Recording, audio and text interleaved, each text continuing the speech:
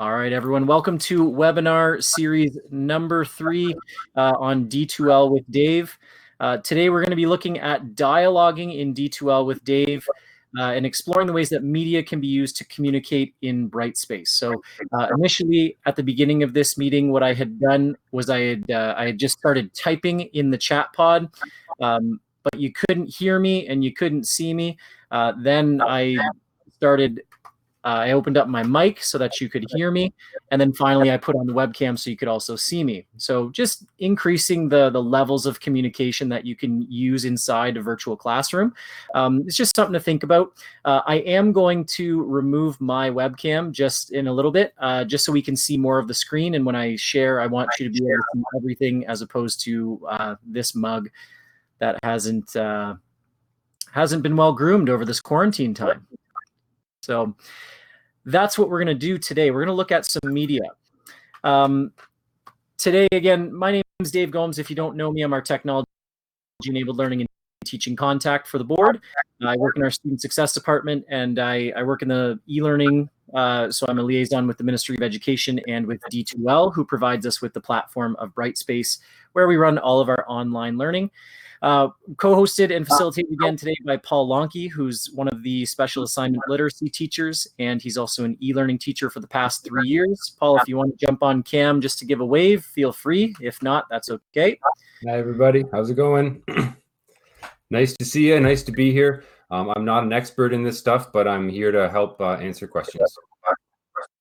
Awesome. And we're definitely glad to have you for that too.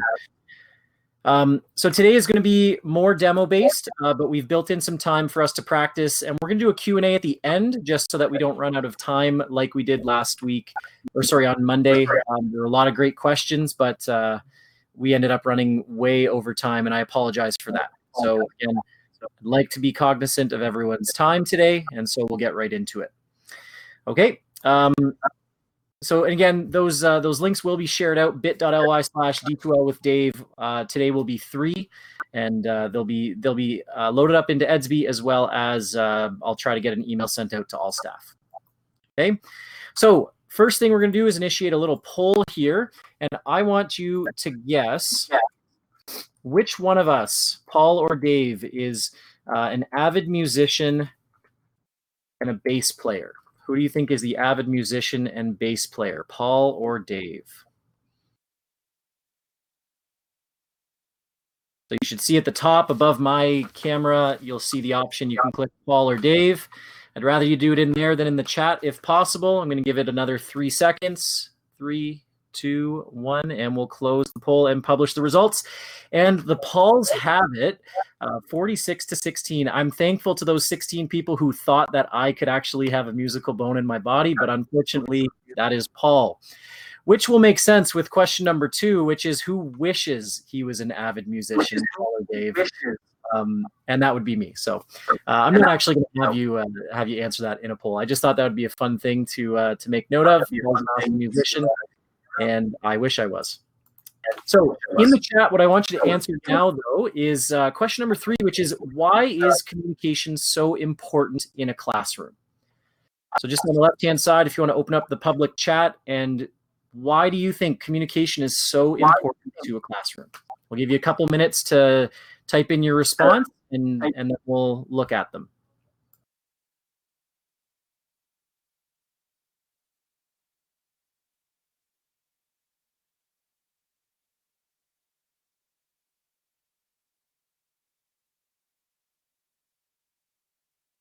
Okay, and I see a lot of them coming in already.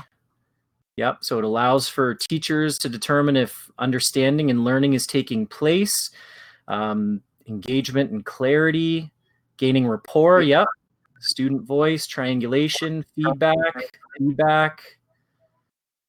It's a basis for learning, allows for interaction, reduces misunderstanding. Connection and rapport, relationships. Yeah, and just the big theme there is understanding, comprehension. Absolutely. And I think as we move forward and think about this question again, this is not something that's just limited to English. It's not limited to a subject area. This is something we need to be considering in every single course that we offer, in addition to online courses. So thank you for sharing all of that. And I think we need to be very thoughtful about the words that we're using in the classroom, but then more so when we can't provide that emphasis or that diction that we're used to, we need to be especially careful of that when we're in the online environment. Okay, so question number 4 that I want to run into is, what do you think some opportunities are for communication in an online classroom? And again, you can just toss those answers right into the chat.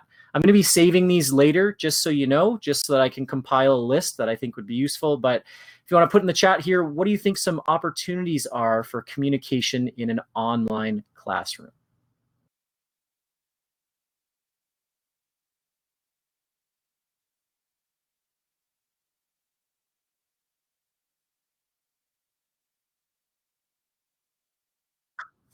Okay, so I see a lot of similar things coming up: video chats, discussion boards, messaging, emails.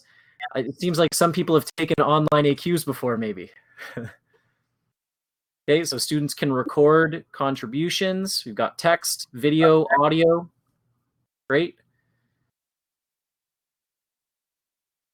So an opportunity is that students don't feel intimidated to participate. Absolutely, right? You get that nervous student in class who doesn't want to raise their hand.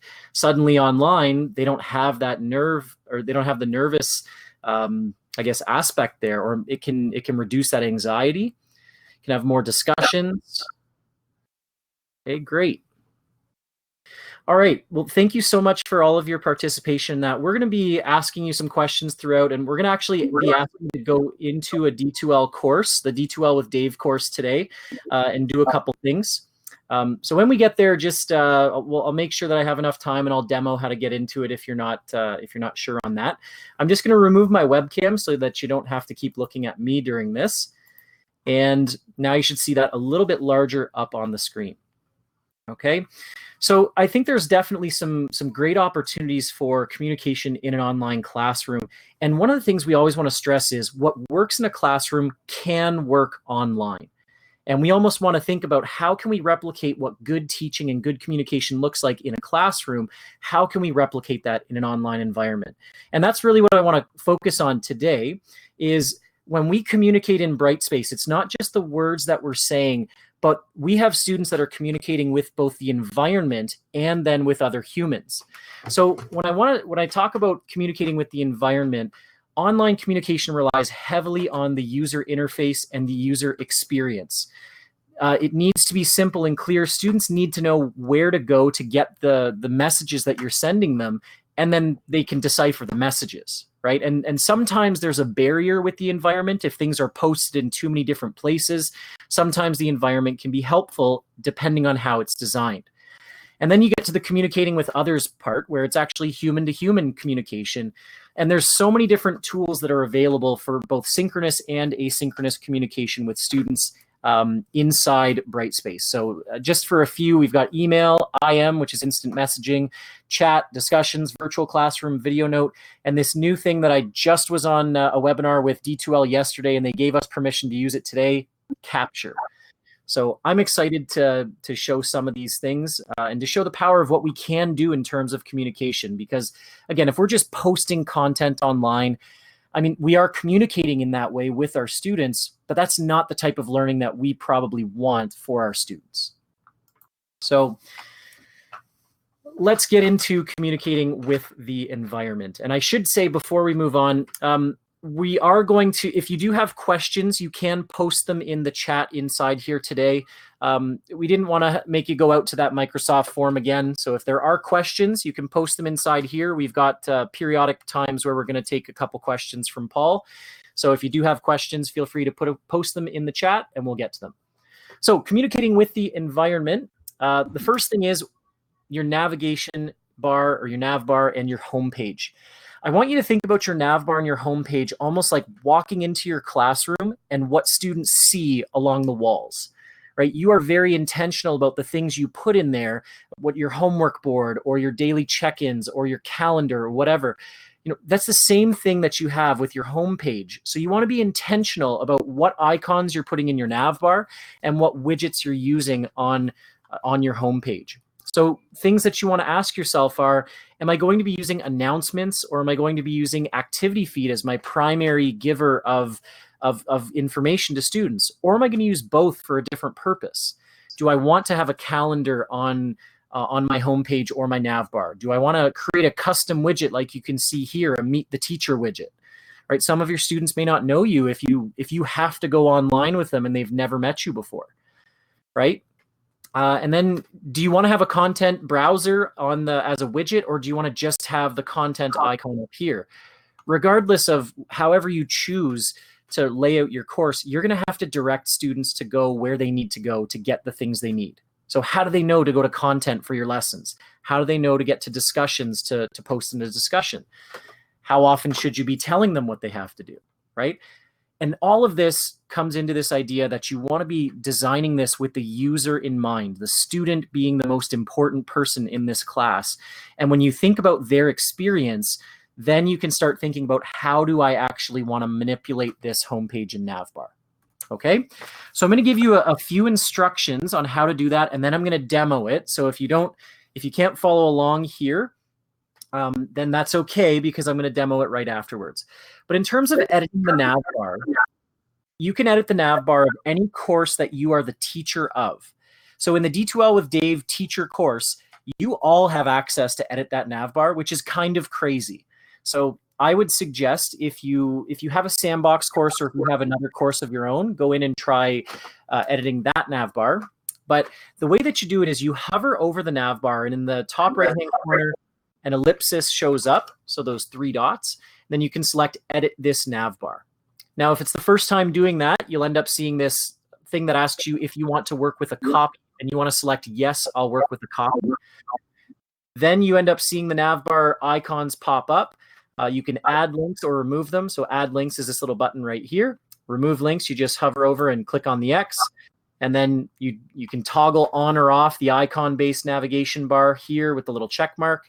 And then you can also create these things called custom link groups. So if you don't want to have just one icon for discussions and one icon for, chat, or one icon for this, you could create a custom link group that's called assessment. And then your portfolio, your quizzes, your assignments all go into that one group, as opposed to having 3 individual icons. So there's a lot of things you can do, and that's something that we're going to be looking at today. And then you can also drag them into place to reorder them. Okay. Now, what you will know is that, or what you might notice is, on the main homepage, we did actually just get the icon updated online. So it does say D2L Brightspace. So that should happen, or everyone should see that. Should make it a little bit more clear instead of the online and blended learning resource site. Okay. So the next thing is editing the homepage. Now, this is the one where I mentioned it a couple times in our last sessions, but I haven't shown you how to do it. And it's just this one extra step, which is not difficult, but you do have to follow it. So you scroll down to the very bottom of the homepage, and you select the ellipsis down there and select Manage Homepages. Most of you won't see Edit this homepage at first. You'll see Manage Homepages. When you select Manage Homepages, you have to go find the active navbar. That'll have a check mark next to it on the right side. You select this little drop-down arrow and then select Copy. When you do that, it copies this navbar, this homepage, and then in the active homepage screen up here, you select this, you find the one that says -copy, and then you select Apply. Now, then that's going to apply that homepage that you then have the rights to edit. And then when you go back to the course home, you go down to the ellipsis. Now you should have that Edit this homepage option. And again, I'm going to demo this for you in a minute, so don't worry if it seems like it's a little bit much right now. Then once you're inside the Edit the homepage, it's very similar. You can change the layout here by choosing where the widgets would go in terms of the percentage of the page. And then you can click and drag widgets. You can add widgets using the buttons in each of those sections, or you can select the X in the corner in order to remove them. Okay. The other thing you want to think about is when you're looking at widgets, announcements and activity feed are two different widgets, but they're both used for communicating with students. Now, in activity feed, one of the benefits is that students can comment, but in announcements, they can't comment on the post. In announcements, one of the benefits is you can use the tool called Video Note, which can be added in there, and it's a rich text editor, which is similar to content. So you have a little bit more functionality in announcements, but activity feed is a little bit quicker to post, and you can have students commenting on it. But both of these can be post dated. Okay, so you can set them to be released tomorrow, or I can actually prepare my entire course for the semester, have them release on certain days, and get that all out of the way up front. Okay, so I'm going to do a demo right now of all of that. So I'm going to modify a nav bar, change my home page, and do all of that. And then if there's any questions, we'll bring them to Paul and ask them there. So I'm just going to share my screen quickly, and just let me know if you guys are seeing what I'm seeing. Yep, we got your screen. Perfect. So I'm just going to go into a course that I know no one has access to except for me. And I'm going to do this. Basically, I'll do the nav bar, the home page, and then I will we'll post some things in announcements and activity feed. So again, in the nav bar, you want to hover over the nav bar. You get the three dots, the ellipsis here. I can select that, and I can say customize this nav bar. If I go customize this nav bar, and then it says, oh, well, yeah, this nav bar is shared. Do I want to work with a copy? Yes, I'll work with a copy of this nav bar. And now this nav bar is mine, and notice it says dash copy at the end. So here, what I can then do is I can remove certain things that I don't want in here by clicking the X's. So I'm just going to remove a lot of these icons here. And I'm going to add a link. The one I'm going to add in is called chat. If I search for chat, there's actually a list of a bunch of icons you can load in here. So play around with that. But if I search for chat and click add, then it saves it on there. I can also turn off the enable icon-based navbar by selecting this check mark, and then that's gone.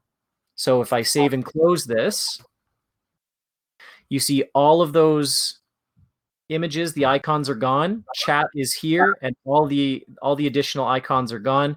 I'm going to go back in and add the icons because I kind of like them. And then I'll go save and close. And so now you can see that, and I've got my chat down there. Okay, so this is a way of simplifying the nav bar.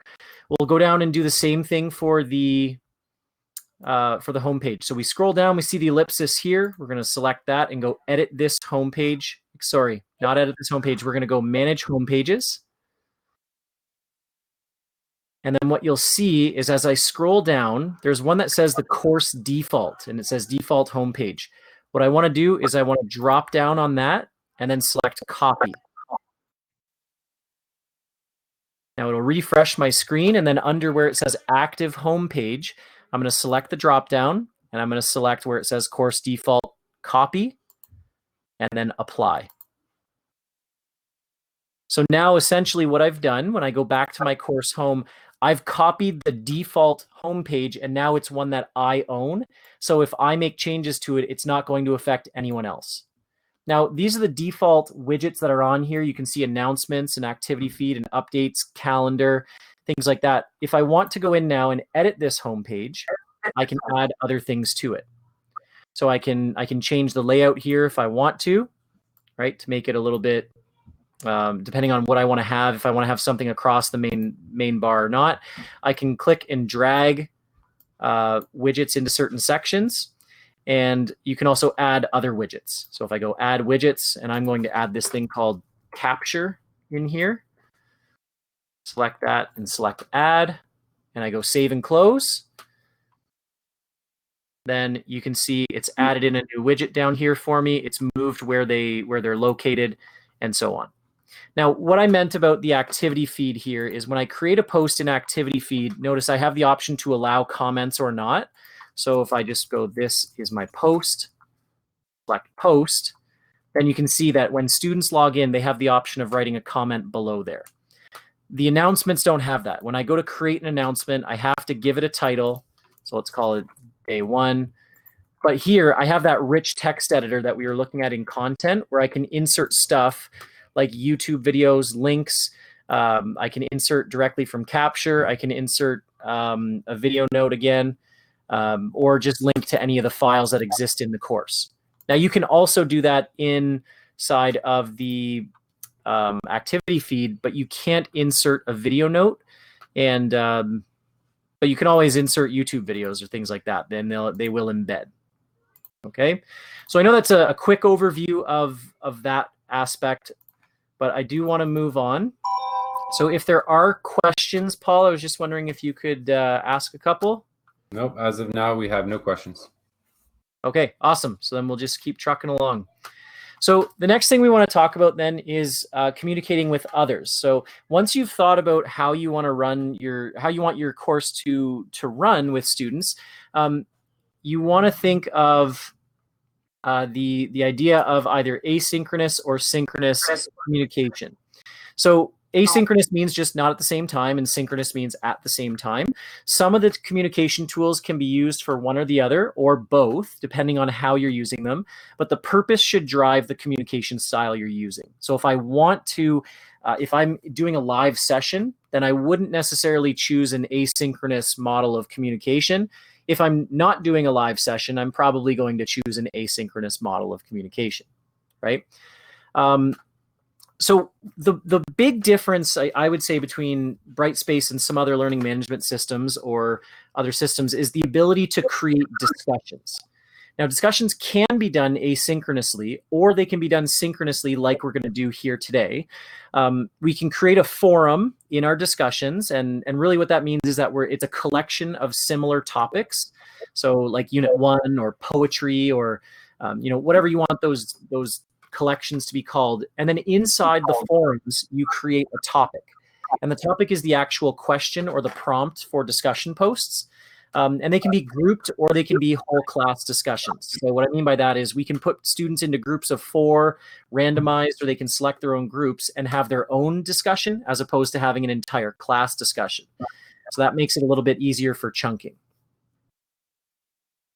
Okay, so this is going to be we're going to run to a demo with Paul in a second. You know what? No, we're going to run to the demo with Paul right now. So Paul is going to show us how we can create a discussion within our course. And I'm just going to make you a presenter, Paul, so you can share your screen. Thank you. And we're going to be doing this in the D2L with Dave teacher course. If anyone was wondering, though, you cannot change the D2L with Dave, the nav bar in there. So, Shannon, I know you just asked a question about that. If you want to modify a nav bar there or in a different course, then you may want to look into doing it in one of the courses that you own as a teacher. Okay. So we're looking at here about how we can create a discussion. Dave, can you see my screen okay? Yep, we see you. All right. So if I'm going to create a discussion, I'm going to start from the home page and I'll go to discussions. Discussions are set up in terms of forums and topics. So forum is your general collection of topics. So that could be your units, for example, and the topics could be based on lessons or activities. For our purposes, I'm going to create a new topic. And since it's a topic, I'm going to choose a forum to put it in. So I will choose discussion questions. And then as I'm creating a discussion topic, I have a few choices here. I can choose an open topic where everyone can access the topic, or I can have it grouped. And that's where everyone can access the topic, but students can only see threads from their own group or section. And in order to do this, you would have to have gone in earlier. You go back to course admin and you create groups. And then you can decide whether you want to have groups randomly created, or you can create them manually on your own, where you can pick and choose the groupings that you want of students. And you can have peer editing groups, partners, whatever you want to do. And then the students would automatically be directed to the thread that applies to them. That's for situations when it makes more sense to have a small group discussion than a full class discussion. Okay, but if I'm setting up so I can choose whether I want to have groups or everybody, and then my title, I will say session 3 open discussion.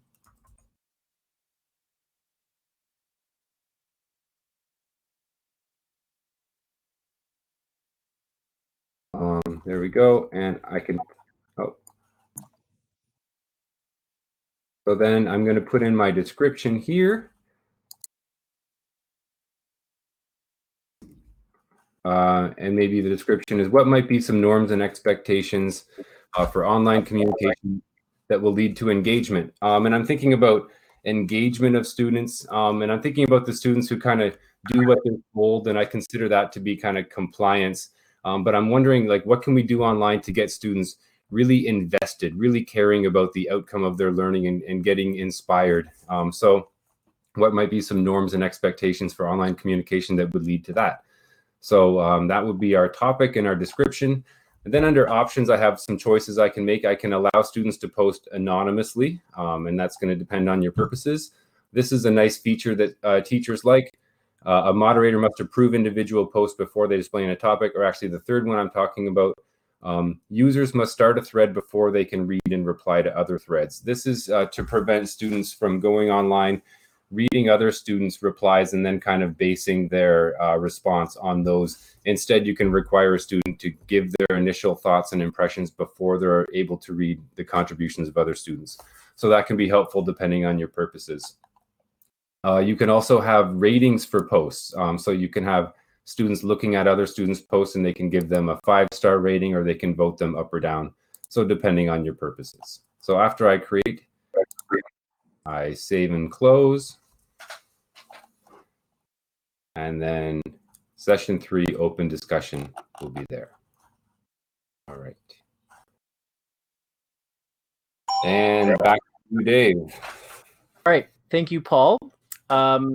So what I'd like you to do now is we're actually going to invite you to join into our into the D2L with Dave course. We're not going to have 5 minutes. I'm going to give you just a couple minutes, and then I'll call you back in.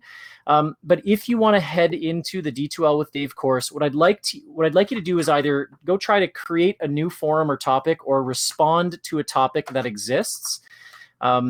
And so in order to do that, I'll just open it up. If you want to follow along with me, you can. If you think you're good with that, then go ahead. But you're just going to head to the nav bar to find the course, first of all. If you're on your homepage screen, it should be under the My Courses widget. You should see D2L with Dave pop up somewhere here. If it doesn't, then you can select the waffle in the mini bar to select the course and type in D2L with Dave. And you should see the course come up, and you can click on it there. And then once you're in, you can head into the discussions, and you can create your own discussion inside here by going new forum or new topic, or you can go right into some of these other discussions that have already been created. Like, what is your favorite gourd? It's tough to choose, but so I love that one. Or session 3 open discussion, what Paul has actually just posted in there. Maybe you want to put in there about what you think some norms and expectations for online communication would be that lead to engagement. Okay, so I'll just give you a couple minutes to go into that and create a post, respond to someone else's, and then I'll call you back in another, I'll say 2 minutes.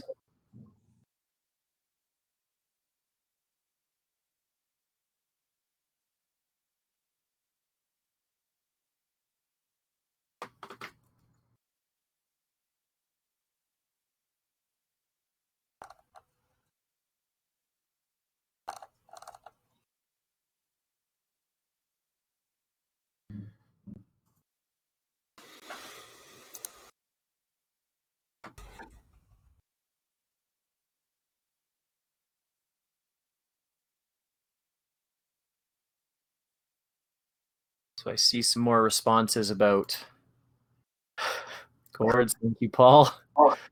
Beautiful.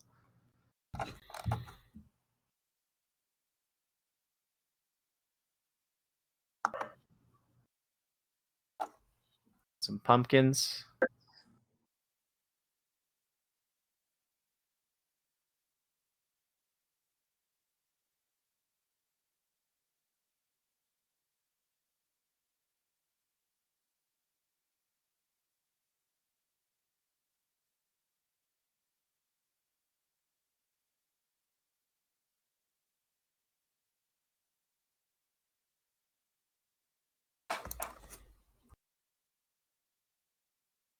All right, we'll give you about 30 more seconds, and then we'll ask you to come back into the Bongo site.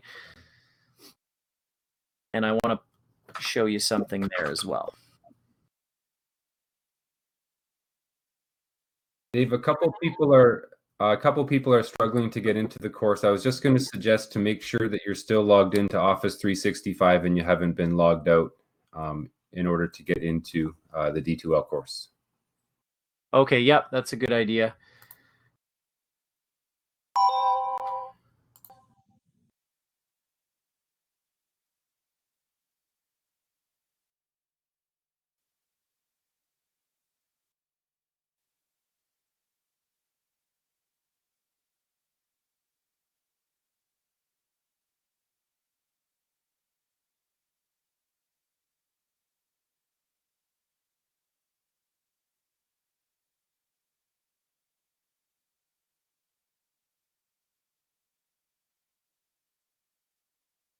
All right, so one thing I do want to show you is just what happens in terms of updates. So once people have been posting into discussions, I'll end up seeing all those updates in this updates widget here. So I can see that there's 11 unread discussion posts, and if I select those on the main page, I can see who's posted and when they've posted, and I can kind of go into those and monitor them however I'd like.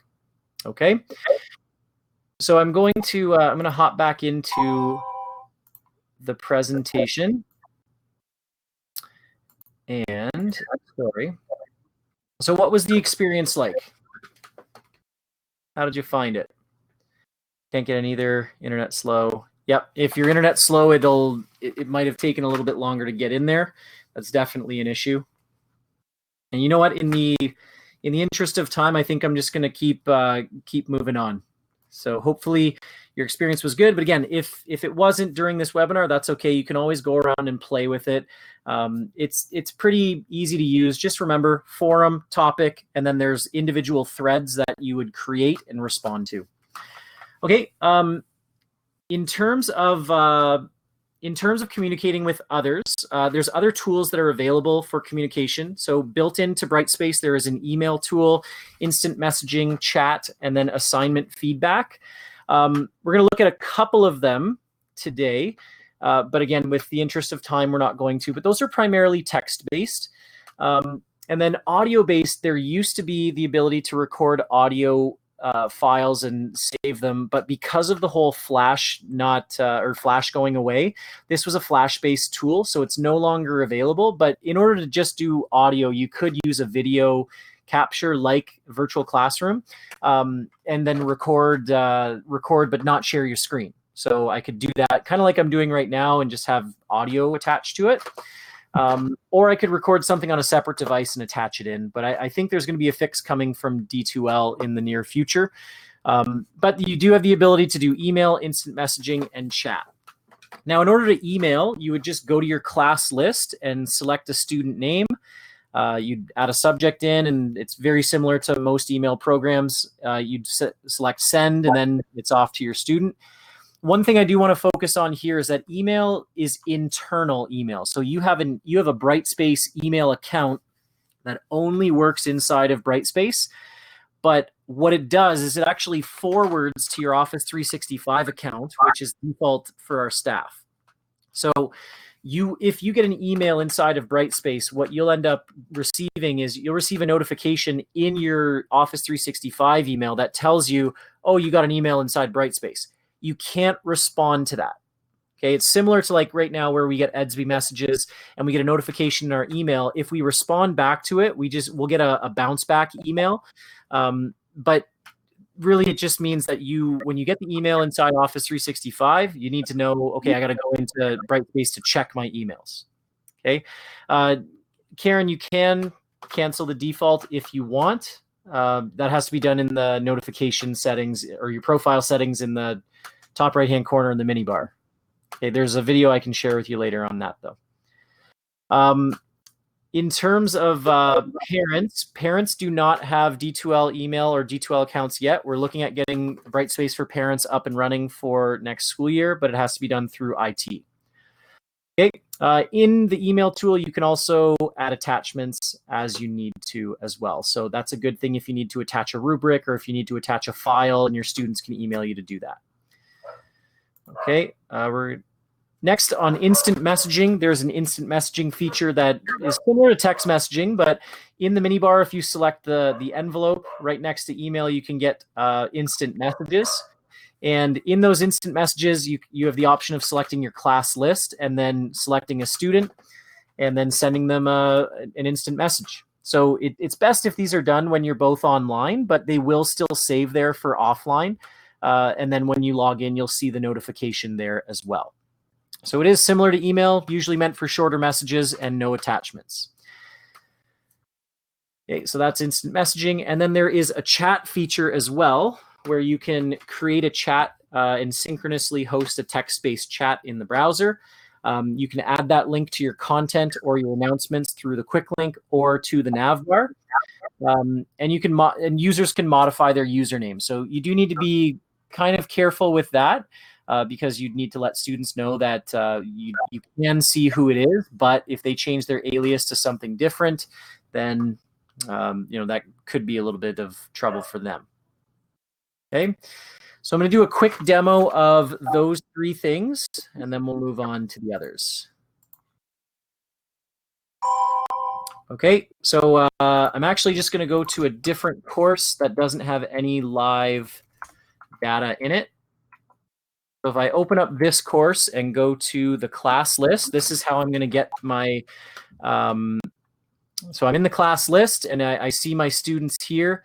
What I can do is I can just click on their name. So you can see these are all the Avengers. I'm going to email Carol Danvers right now. And when I select her name, email comes up. I give it a subject, hi. I give it a body, hey there, and I select send. Okay, and that email has been sent. Okay, if I want to check on the emails that I have in my inbox, I can go up to this messages notification bar or in the mini bar and select email, and then I can see all the emails that I have either sent or received, as well as, so here you can see my, I can look at my sent or my folders. I can go to my sent mail and see all the different emails that I've just sent to Carol Danvers. Okay, I can also then go into the instant messages here and again, go to my class list inside this. I can select Carol again and say, hey, did you get my email? Send, and it's sent to her. Okay, the last thing you can do is if I wanted to, I don't have it in this course, but I'm going to jump back into our D2L course, and I'm going to add in to this nav bar the chat feature, or sorry, the chat link. Okay, so I'm just going to search for that, add it into the nav bar, save and close. And then now what we can do is if we go to that chat, I've already created a chat inside here, session number 3, brainstorming. And everyone could access this if you wanted to right now. But basically, you give a prompt. Maybe this is for homework help. Maybe it's for a brainstorming session. And then if anyone was in the course right now, they could join in. And if they want to change their alias, it's up in the top right corner for settings. And then you can change that to whatever you'd like to set that to. Okay, so I see someone else has joined the chat. Now this is going to be your employee ID or your username. So if you want to change that name, go to settings. Again, change the alias. And then I see Ryan. I'm assuming this is Ryan Essery.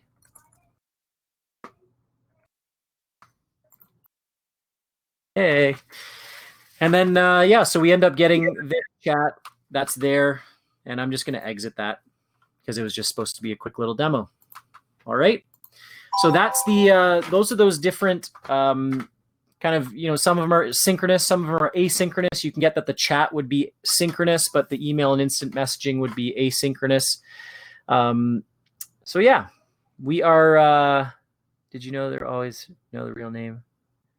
Yeah, so Anna, you can get the real name. I'll have to look into exactly how to do that. Or what we could do is there's a setting that I can look to, but I'll have to get back to you on that, on the specifics of how to get it. I can't remember at this moment right now. Okay, So, I mean, some people were just in that chat. So if you want to go into that chat, I'm not going to make it the chat idea right now. Yeah, Ryan, it should start with their student number as well. So it always defaults to their student, their username, which the username is their Active Directory, which for us as teachers, it's our 5-digit employee ID. For students, it's their 8-digit student number. I know we're at 1:15. We've got a few other things to go through. So again, I know if you need to leave, that's okay. I'm not going to be offended. The recording will be available. I promise we're not going to be going over for 45 minutes like we did the other day, assuming that questions don't go super long at the end. But Paul, are there any questions you think we should answer now?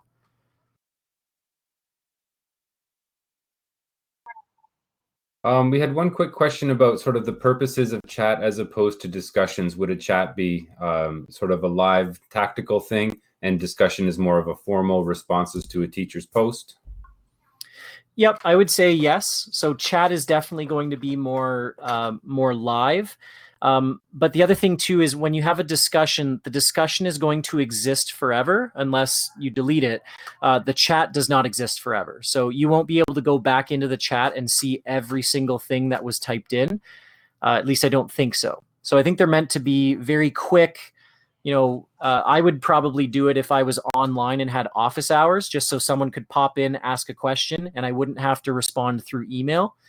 And also then I wouldn't have to load in a virtual classroom.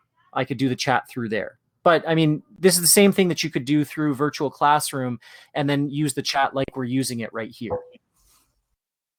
Okay. Sounds good. All right.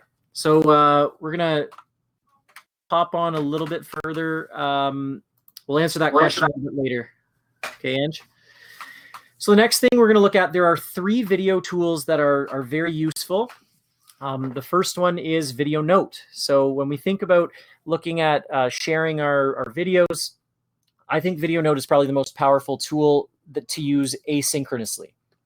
Because what it allows you to do is record your webcam up to 30 minutes and then embed it right into wherever you want to embed it. So you could embed that right into announcements or content, assignment and discussion descriptions. You can do that for assignment feedback for students. You can actually, in a discussion post, respond via a video note as opposed to text. You can create a custom widget, so like a week at a glance widget where you're providing context to the week. Basically anywhere where you have the ability to have that rich text editor to insert stuff, you can create a video note and record that. You can also upload a video from your computer or from a mobile device in order to use Video Note. So I'm going to demo that very quickly, and then we'll hop into the next style. Okay, so I'm going to do my video note in a discussion. So I'm going to go into the discussion and talk about gourds because I think that's a phenomenal discussion topic. So I'll go in here and I'm going to disagree with Paul. So I'm going to go into this discussion here. I'm going to now reply to this thread. And I'm going to tell Paul what I think of his gourd. I'm going to go down here to insert stuff. Sorry. So this is that rich text editor I was talking about. Anywhere where you see this and you see this insert stuff button, you'll be able to insert a video note. So when I go insert stuff, I'm going to go add video note. Actually, before I go add video note, I want to show you something really neat, which is video note search. If you select video note search and then search, it's going to show you all the different video notes that you have recorded in the past. So you can see these are all my video notes that I've recorded. And if I want to put this one in, then I can just insert it and it's already done. Okay. If I want to record a new one though, I select the insert stuff and I go add video note. And then notice I can either record a webcam of myself or I can upload a file. So if I upload a file, then I can choose a file and upload that for, I think it's a one gig. That's max. I'm just going to record the webcam video and let Paul know. Paul, I really don't like your gourd. I prefer round gourds, not 2 round parts. I want my gourd looking like a 0, not an 8. Could you be more constructive in your criticism? I'm sure I could be, but do I want to be? I'm going to title this Gomes Rant. And insert it. Now, obviously, if this were with students, I would, yes, of course, I would make it so that it's student friendly. But notice here, it says that media file is currently being transformed. That doesn't last for very long. If I refresh the screen, I should probably be able to see that. Where's my response? Right down here. You can see it. You can play it. And you can hear it. Okay, so that's video note. You can do that in any of the places where you have the, what's it called? Where you have the insert stuff option. Okay, Paul, questions?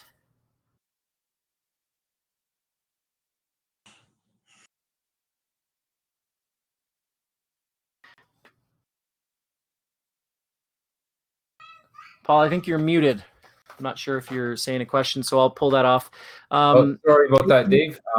Yeah, the question is, do students have the ability to copy and capture the video that's posted? I know that teachers can, but I wasn't sure about students. What I will say to that is, yes, they have the ability, but they have the ability to copy and capture anything you do online anyways, because at any time, someone could be using a screen recorder on your virtual session, right? Someone could have Screencastify or Screencast-O-Matic open and recording it. So there's nothing that we can do to stop that. The nice thing about this is that if you're posting it, then you retain the original version. So if anyone does something, then you at least know what you've posted is that. Tracy, I would also look at that and say, how does that keep us safe as far as privacy? You're obviously going to have to talk to the union about that if you do have concerns about that. I know OSSTF has put something out about that, but what I would say is that first and foremost, whatever you share in your class is only meant for your class. So it's not going out to everyone unless you post it to everyone. So it is within your class, and depending on what video tools you're using that you're comfortable with, I mean, it's totally up to you. The other question I wanted to answer, Paul, that I noticed in there was from, oh no, there wasn't a question. I thought there was. Sorry, was there another question from you? There was, are there any live synchronous tools like Teams? Did you already answer that one? That's the next thing I was going to actually go into. So, Lynn, to answer you, the answer is yes. And we're going to go into that right now, which is virtual classroom. So what we are actually doing right now is, sorry? If you want, there are two quick ones before that. Oh, sure. Okay. When students, if you want students to email you inside D2L, is there an email address that you can provide to the students? There is, but the easiest way is for them to go to the class list and then just click on your name. And it automatically opens up the email sent to you. Okay. And then if I email a student in their Office 365, if I send them an email within D2L, do they get a notification in Office 365? Students do not right now, but they can change that. And the reason for that, I'll actually share my screen and show it. So when I go to... When I'm in my email here, I want to say it's in these settings. So actually, I'll just show you here. I went to this, and now I select email. And then there are these settings inside here where now I can change a few things, right? So notice here it send a copy of each outgoing message to david.gomes@publicor.ca. I can select change my email address, and then it's now going to change who it's going to send to, right? I can change my email address here and it'll work that way. Or down here, I think this is actually where students would want to do it. So right now it's sending it to username@publicboard.ca. That's why it works for teachers. If students want to receive the email in their Office 365, they would need to add this student.publicboard.ca and into there and just save it at the bottom. And then when they do that for their email settings, it will forward to their Office 365 account. Okay, so notice here it says forward and mark unread in the inbox folder. That means it's going to forward it to their Office 365 account, but it's going to keep it unread in their inbox folder in D2L. You wouldn't want them to forward and delete from the inbox folder, just because then they wouldn't be able to respond to it in D2L. So I would leave this setting the same, but I would add at student.publicboard.ca for students in there. And I think there's actually a video that teachers at PASS had made for that specific concern for students. Okay. So with that, I think we'll move on to the next one, and we'll answer any questions we can at the end. We just have 2 more tools to go through. And the nice thing is that the one I'm talking about now, which is Virtual Classroom, is exactly what we're using for these webinars. So we haven't been using Teams for the reason we want to make sure that all the tools that we're showing you, they can work, and they're right within Brightspace.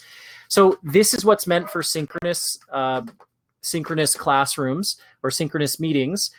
They're meant to be live, but you can record them. But recordings that you make will be kept online for 2 weeks. So you can record them, but they're meant for 2 weeks. The next tool I'm going to show you is going to show you how you can save different sessions, but for permanent time. What you can do, and we've been demonstrating these things as we've been presenting them, we can share our camera, we can share our screen. I'm showing you a presentation right now from a PowerPoint or a PDF. I can initiate a poll, and I can allow others like Paul to present or become a moderator. Okay, so that's what Virtual Classroom is. And again, the best way to do this or the best way to learn is to learn by playing. So again, I'm going to do a demo, and then I'm going to suggest that you look into it a little bit more on your own time. But I'm going to jump into that course and show you where to go to create a virtual classroom. So in the nav bar here, you can click on this drop down and go to Virtual Classroom and select it. And then in here, notice you'll see it has no meetings. Okay, but what I can do in the bottom right corner, I can schedule a meeting, give it a title. So let's say it's period 3 meeting, right? Give it a date. Sure, we can make that for today at, I don't want to do it now because I don't want everyone jumping into that meeting and leaving ours. But let's make it for 6:30 today. You can go in and change that to actually 6:30. Click OK. So here's where we can set the maximum duration. And this is where I, last week, I had set it for 90 minutes, but we went over that 90 minutes. So we can set it, this one I'm just going to set for 15 minutes because I don't need it. It doesn't repeat, but if you had a weekly recurrence thing, you could set that. You can choose whether or not to automatically record the meeting or not, and then publish the recorded meeting. So if you have made a recording inside here, like I'm doing today, it will publish that recorded meeting, and then I can share that out. You can also allow for external participants. I would never suggest doing this with students in your class, though. So this gives a link out to anyone who can use it. You do not want to do that. So we want to just leave these settings alone. So publish recorded meeting, invite entire class, and automatically record meeting you could do, but I would suggest against it. And then if you're going to create a meeting, you just toggle on the recording when you get in there. Okay, so once you see that, you've got this active meeting created, and then you can just 3 dots and launch that meeting. And this is kind of where you get to when you go to log in, right? So you'd enter the meeting room. Now this one won't be available for another 3 hours or 5 hours, but I guess we don't really need that one right now. So what we've been doing inside of here is actually Virtual Classroom. So it's the D2L tool that is built in. They use a third-party platform or a third-party developer called Bongo. It is vetted by the ministry, and there's no privacy concerns as long as you're not allowing external participants in. Students cannot change their names like you were able to change your name when you came into this session. Their names will always be their first name and last name based on the course that you're in. So it's only limited to the students that are in that course. Okay, Shannon, there is a whiteboard option that you can click in here actually. And what I've done is I've just turned on multi-user mode, so I can actually see everyone who's on the screen. I'm going to turn that off because it's going to get a little bit crazy here. But there is a whiteboard as well. So what I've done is I've initiated a presentation, but I'm going to turn off that presentation and go to just the blank screen now. And you can see I've got my whiteboard right here. And I'm also a math teacher, a physics teacher, so I definitely like that. And then you've got tools that you can, if you want to create your XY plane, you want to make a circle. Let's say you're doing analytic geometry, which we all know is the best form of geometry, right? So let's say you've got 3x plus 4 equals 10. This works a lot nicer on a touch screen, but I'm just using it impromptu on my device. Okay. So, sorry, what was that? I said x equals 2. Boom. Let's see. Are we good? Boom. Look at that. Cool. So yeah, I mean, this is the virtual classroom, right? You've got the users, you've got chat. I could actually make anyone in this this meeting room the presenter, I guess. So, Jamie, the way that students would access this, they could just be directed right to the nav bar, and you could tell them that we have a meeting today. Just give me one quick second. I'm going to upload that presentation back, and then I'm going to hop into the virtual class, or sorry, the demo again, just so you can see that. So if a student goes into virtual classroom inside here, they will end up seeing all the active meetings, when they're for, and they can access it from there. But this goes back to that whole idea of how you're deciding to communicate with students. The way that I would probably do this is through announcements or activity feed. I would create an announcement in here and say something like virtual session today at 6:30 p.m. And what I would do is I can create a quick link. So inside this rich text editor, this was insert stuff, this is insert images. I can insert a quick link, and this will allow me to funnel through anything that already exists in the course. If I scroll all the way down to virtual classroom, then it's going to show me all the different virtual classroom meetings that are created here. So I see that period 3 meeting, that's the one that I created. And if I click that on, it's going to give the link right inside there. And now if I select publish, that should be in the announcements on the main page. You can see that right here, period 3 meeting. So if students come in here, they can just, boom, click on period 3 meeting, and it brings them to that login screen. Okay. Another way of doing that through activity feed would be, if you want to do that, you create your post, you select this attach, and then instead of going file upload, you go to this attach link to existing activity. Get that same thing, scroll down to virtual classroom, select the meeting, and it's in there, right? So post it. Oh, I have to post in a message. Hey, meeting at 6:30. Okay, so I mean, that's the power of the communication inside the nav bar and or it's not the nav bar, the home page, right? Anything you can create can be linked to these announcement pages, but you could also just tell the students to go to virtual classroom in your nav bar and see the ones that have been created inside here. Okay. Paul, are there any other questions you think we should cover before we go into the last one?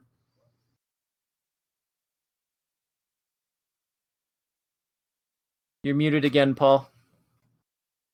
Sorry about that, Dave. I think we are good to go. All right, perfect. So we'll go into the last one then. And the last one is similar to virtual classroom. However, it's mostly for broadcasting what you want to broadcast to everyone else. No one else can kind of turn on their webcams. Like right now, if you turned on your webcam, you'd be able to be shown in this UCU or virtual classroom. However, inside this tool called Brightspace Capture, it's not meant to do that. What you can do in Brightspace Capture is you download an installable file for Mac or Windows, and it actually operates just like a screen recorder. So it's a program on your laptop or your computer that when you install it, you can record both your screen and your webcam. So you can do both, or you can record one of them or just the other one. What's really neat about this is you can see inside here, the image here, you've got the person who's recording, and then you've got their presentation right next to it. But what you can do as a student, there's this little toggle, or there's this little kind of line up here where you can actually change the size of the webcam versus the presentation, so that you see a minimal webcam or you see more of the webcam. It's really neat. It's brand new to us, so I just got approval to use it yesterday at like 6 p.m. So it's just one slide. I'm not going to demo it in full for you, but what I will show you is how you can start trying it out. Okay. So you can also, instead of just recording your screen, you can upload your own video file that you want. You can also do this. So that would be more the asynchronous way of doing it, where you are recording on your own and then sharing it with students. But you can also create live capture moments where you're doing everything live. There's a chat feature, kind of like what we have in our chat pod here, but you cannot, students can't share their screens, right? Now, the awesome part about this is that these videos that you create are fully downloadable, and they can record anything. So it doesn't have to be Brightspace. You can record what you're doing on a math, like on a Word document. You can record an interactive component you're using from PhET for science or math. Like whatever you want to do, a Desmos activity, you can record that. And then I don't think there's a time limit with that. You can record as long as you want. It'll just take, I wouldn't go like recording a movie for like Lord of the Rings 3.5 hours, but you can definitely record as long as you need for your lesson. And then videos enter this playlist that's limited to your class, but they can be downloaded and embedded wherever you want them to. Yes, you can, Ryan. We're going to show you how to do that. Okay. So that's the next part on here, which is the demo, and then final questions with Paul. So I'm going to share the screen here, and I'm actually going to do it in this course. So the D2L with Dave teacher course, this is going to force you, hopefully, to try some things out here. Now, notice at the bottom here, I don't have that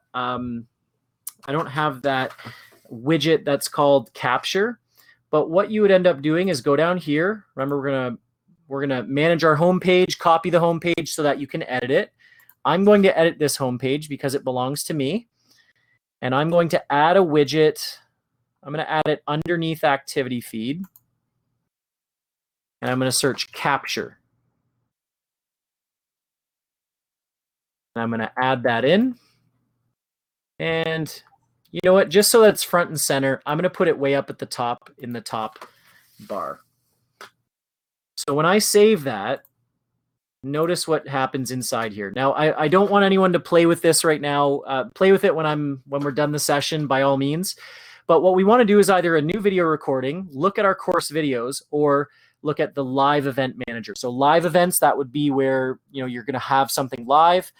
New recording is if you're going to record something, and then course videos if there's courses or videos in the course itself already.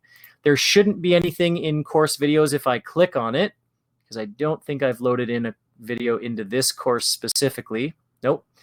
But I will show you one that I do have a course or in there. But before that, I want to show you this new video recording. So if I go new video recording, it's going to open up this screen that, notice it says open Brightspace Capture Encoder. If you haven't installed that yet, what you do is you click on this. I'm going to cancel that. You click down here on Capture for Windows or Capture for Mac OS. And when you do that, it's going to download this small file. It's 100 megs. And then you can install that program. It took me about 5 minutes to install it. I'm just going to cancel that because I already have it. And then when you do that, you can then relaunch Capture and then go open Brightspace Capture Encoder. And that program is going to open up. Just give it a second. Okay, here we go. So Capture Encoder for Windows. And notice here, I can do a few things with it. I should have, hang on. Yeah. So I can either do a webcast or I can do a record. I would suggest doing that whole record a presentation and give it a title. So Gomes recording, presenter, Gomes. And I can either do the camera and screen, the camera, or just the screen. I'm going to do both. I'll select continue. And I just have to wait for this preview to show. It might take a little bit of time just for it to load up because it's a program working on my computer. And we're also doing a live synchronous recording. So you can see my CPU usage is pretty low right now. But there, once we go, the reason why you're seeing this infinity screen here is because I'm showing the screen that I'm also recording on. So you see me and then me and then me and then me, and it kind of looks pretty funky. But anyways, I can check my microphone levels on the right here. If I start my recording, once we start there, okay, so it's recording everything I'm doing on the screen right now, as well as my microphone and my webcam. I'll go back to here, and I'm going to select stop. Now, once that's done, I can review it. So this is actually the video that I just recorded. I can review it and play it back, or I can select finish. And then once I've select finish, then what we should end up seeing is if I close that out and I go back to the home page here and select those course videos,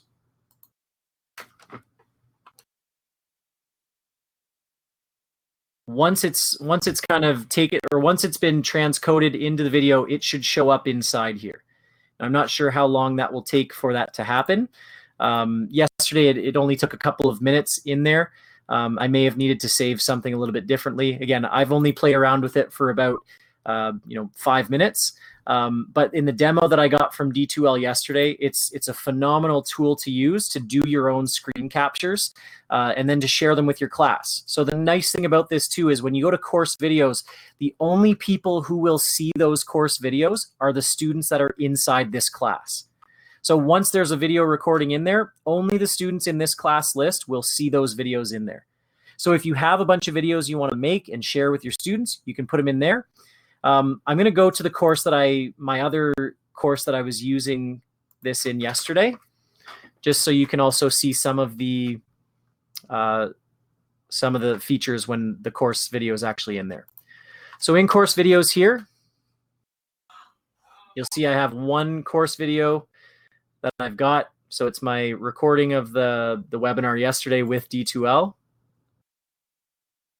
And notice here you can see I was actually holding up my phone with that, doing the infinity screen thing, and I can play it. But notice up here, this is that idea of I can resize and show more of the webcam, or I can show more of the screen. I can go full screen, and basically, from here, you've got that recording, and it is able to be viewed in a faster time if students want to do that, or if you want to do that. And yeah, you can play it. There are other ways to download those videos if you want them to, load up to YouTube or load them somewhere else, or you can grab the embed code as well. But that's something I still have to enable for teachers. I think I'm the only one who can do that right now through this tool called Capture Central, where essentially you would go into Capture Central, go to the presentations that you've made. I can click on my recording, and then you can see down here, I can download that video, and I can also grab the embed code in this sharing section. So I can grab that embed code, copy it, and then if I go somewhere else, like into my into that course, I'm just going to put that into in this announcement here. Edit. I'll go in down here and go insert stuff, and I'm going to insert embed code, enter embed code, paste that in, select next, allow it, insert, update, and then now you've got that video right inside there. Okay, so again, really cool new tool that we have access to. At this point, it's only for teachers to be able to create. Students cannot create in Capture, but teachers can. All right, so that's basically all that we've got today. Paul, do you have any final questions? Yeah, Dave, there were a couple here. Let's see here. Now, I know you were answering some of these all the way along here. One person was asking for the link to the encoder in the chat, so I've tried to copy it, but I think it might have to be you using it in the program, and then it automatically downloads the link to the encoder. Sorry, what was that? Can the link to download the encoder on your computer for the screencast? Yeah. Is that a link that we can send out, or is that something that you have to download yourself inside D2L? That is a good question. I haven't thought about it, but I'm sure you could. Let me think about that. Yeah. Because it's only 100 megabyte download, so I'm sure we could actually even take that file, post it somewhere where everyone can download it, and then they just install it, right? Yeah. Or they could do it directly from that link. Yeah. Yep. Okay. Next question. Karen would like to know, what's the difference between webcast and publish? What's the difference between webcast and publish? Right. Webcast would be for like a live session, whereas publishing would be where you're going to record something that's just private to you for the time being, and then you can later publish that as either an embedded video or just an MP4 video, or it'll show up in the course videos in there. Okay. But one thing I would say as well is, if you're working in a sandbox course, or if you have a course that doesn't have students in it, that would be an excellent spot to go and create your videos inside of Capture, because then students, no matter what, won't have access to them. But then later what you could do is go into, once you get access to Capture Central, you could take the embed codes of those videos and copy them into your course for other students to see. It really depends on what your comfort level is, right? If I want to create all of my videos in one course because I know that, I just want to point my students to course videos, then great, do that. But you could create them elsewhere, have them for yourself, and then load them up somewhere else whenever you need them. Cool. Great. Yep. So that was Neil's question. Can students also download Capture? They cannot. At least I think they might be able to, but I don't think they can use it inside Brightspace because it's a user permission thing. They can see the widget, but they can't record anything. They can't manage the widgets, or they can't manage the recordings, whereas teachers can. Okay. Can Capture, I know this is new, but can Capture create automatic closed captioning the way Teams does? Great question. Yes. So it doesn't happen in real time like it does in Teams, but there's 3 different options where you can create your own, or there's a Capture works with I can't remember what the company is, but they end up doing automatic closed captioning. I'm not sure how long it takes because, again, I haven't played around with it that much, but it does do that. Yes. Great. Okay. People are asking how they can access the recording. So I was just mentioning that if people want to see recordings of past sessions or links to future sessions, EdSP, groups, all staff. Perfect. Yep. I'll be posting that in today. And I'm also looking at making a page on the board website that has all of the recordings there. But for the time being, later today, once this recording